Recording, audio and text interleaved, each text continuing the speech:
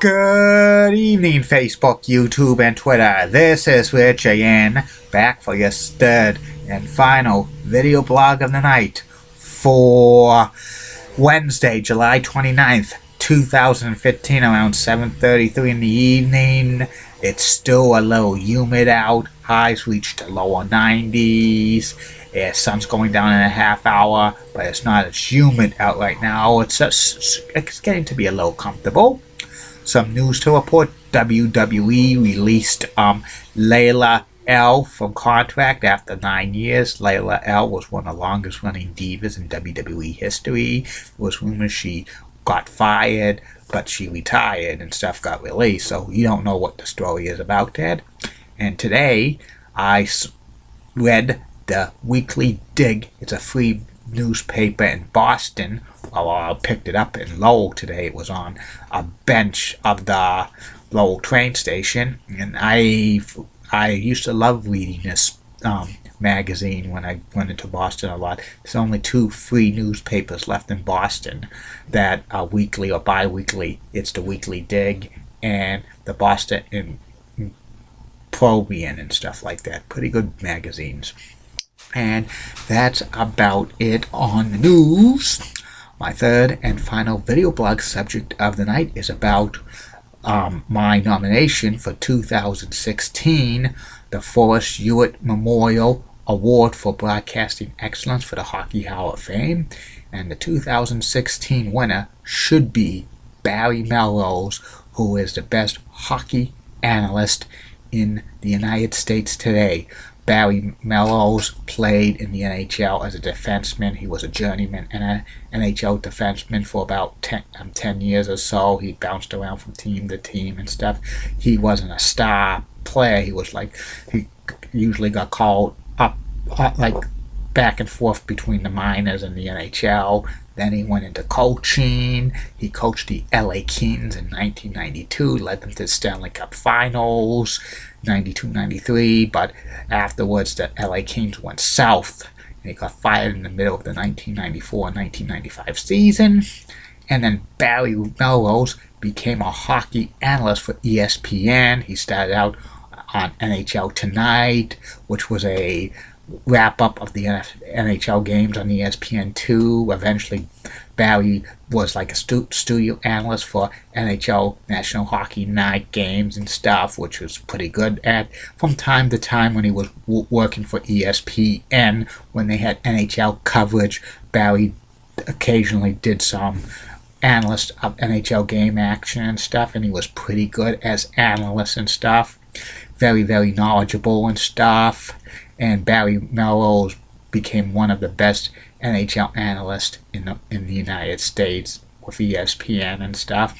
When the ESPN lost the rights to the National Hockey League games in 2005, Barry could have went to like Versus and stuff, or which morphed into OLN. Then it morphed into Versus, and eventually now it's the NBCSN. Barry signed a long-term contract to stay with ESPN and do analysts of NHL games for SportsCenter. And SportsCenter does not have too much NHL coverage for like hockey games. Maybe they mention it briefly and stuff, but when it's playoff time, Barry Melrose is always on ESPN SportsCenter nightly and stuff, and he does pretty good doing that. He briefly went back to coaching in 2008 with the Tampa Bay Lightning. That lasted a few games, about 16, and he signed a contract to return to ESPN, and he's done NHL like analyst ever since for like the Winter Classic and the Stanley Cup Finals and stuff. And Barry Melrose is the lead analyst for the NCAA Frozen Four on ESPN. He teams with John Buccigross. They have had a long-term relationship working together that started on NHL Tonight. And Barry Melrose in 2011 signed with NHL Network. He appears frequently on the NHL Network as a contributor and stuff like that. And Barry has his chances to go to NBCSN or NBC many times, but he sticks with the worldwide leader in sports, ESPN, even though ESPN's not devoted too much time to the NHL these days and stuff like that. But I think Barry's getting a big paycheck from ESPN and stuff like that, and I think that's the only way that ESPN's ever going to cover the NHL on SportsCenter if they keep Barry Melrose. If he leaves permanently, I bet you probably will not see any coverage of the NHL highlights, games and stuff for regular season or playoffs or Stanley Cup Finals on ESPN. They probably briefly mention it and stuff like that. And Barry should next year get the 2016 Forrest Hewitt Memorial Award for Broadcasting Excellence in the Hockey Hall of Fame, because he deserves it, because he's probably the best analyst in the NHL today, bar none, with his analyst in games stuff, and he's pretty good at it as well. And you know, I would love to see him one of these days go to NBC or NBCSN. Maybe if when his contract at ESPN expires, maybe NBC could make a play for that, because I don't really like Mike Milbury or Keith Jones or Joey Melrose as analysts and stuff. They're like too, Mike Milbury was kind of biased, and Keith Jones is a little, bland, and Joey Melrose, I kind of think he's a little arrogant in my opinion.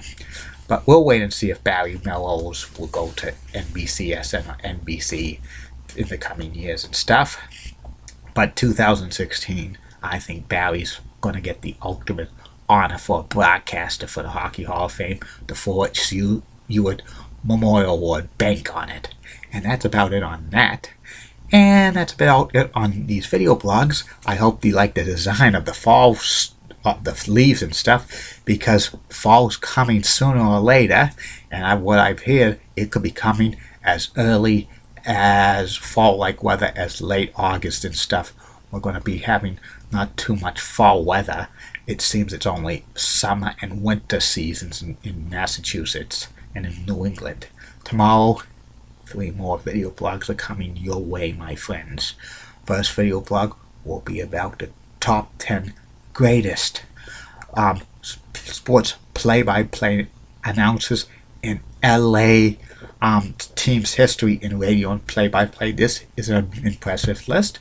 Second video blog will be about memories of another BMHS, and this one will be about Mr. David McClellan, former assistant principal at Thorock Memorial High School. And the third and final video blog of the night, is former MLB closer Billy Wagner, a baseball Hall of Famer. And Friday's top 10 list will be about the top 10 wrestlers that should have joined the Four Horsemen in WCW and stuff.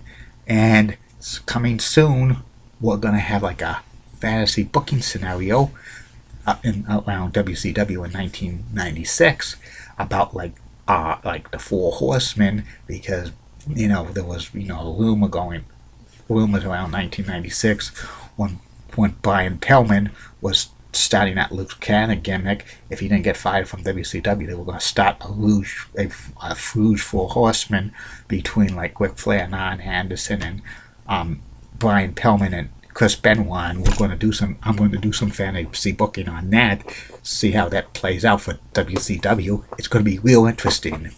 And don't forget, only 17 more days into the first ever Ask Rich video blog. I got some questions already, but I want more and more. Send me at Facebook, YouTube, and Twitter.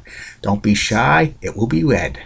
And coming Saturday will be the return of the personality profiles. And the first personality profile, when it comes back from summer vacations, will be about the WWE Hall of Famer Terry Funk, who's famous for saying, "You egg-sucking dog, you Dusty Rhodes." And I'll be back tomorrow. Keep calm, and I'm a truly better guy.